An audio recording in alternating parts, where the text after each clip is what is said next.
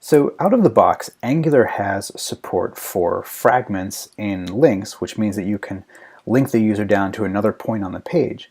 But the problem is it only works for the first click. So for example, if I try to jump down to section A, you can see it works the first time.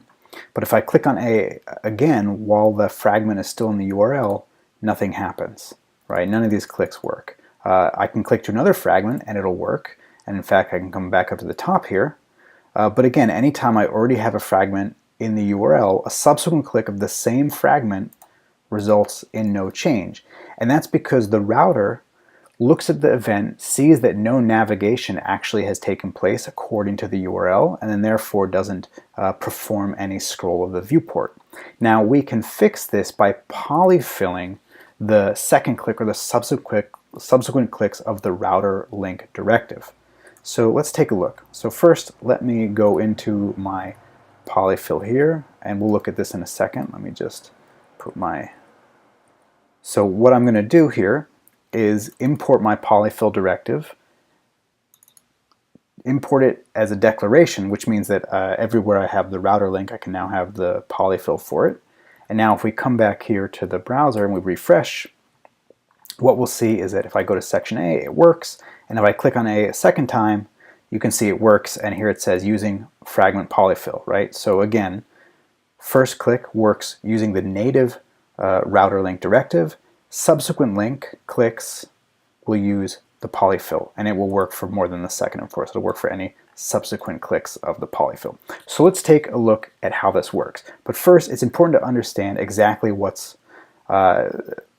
it's important to understand some characteristics of the way routing works. So first, let's turn on tracing, and then let's go into my polyfill, and then we'll take a closer look at the polyfill in a second. But first, let's look click handler, and this is on the router link, and then we also have a click handler which we're going to add. Oops, I just passed it at the parent level. Click handler on parent node. Okay, so let's come back here and refresh. And we're going to take advantage of a couple of characteristics. Now if I click on a link with a fragment, what we'll see is that the start navigation event is triggered, then our click handlers on the router link directive are triggered, then the rest of the navigation events are triggered before the click event actually bubbles up to the parent node. And this is important to understand because it means that if we have a navigation event between our click handler on the router link and the click handler on the parent node, then it means that the click event is going to be managed by the router link native directive, right? Because if we click on A again, what we see is we get no navigation events. So that's in part how we know when to use the polyfill. Okay, so given that, let's take a look at what the polyfill is doing. So if we jump back up here to the top, you'll see that I am selecting links that have the router link and the fragment, right? Because if it doesn't have the fragment, we don't care about it. I'm adding a host binding for the click. So essentially, I'm going to bind to wherever the router link is also binding, and I'm going to add a sibling click event handler on the same element in the DOM.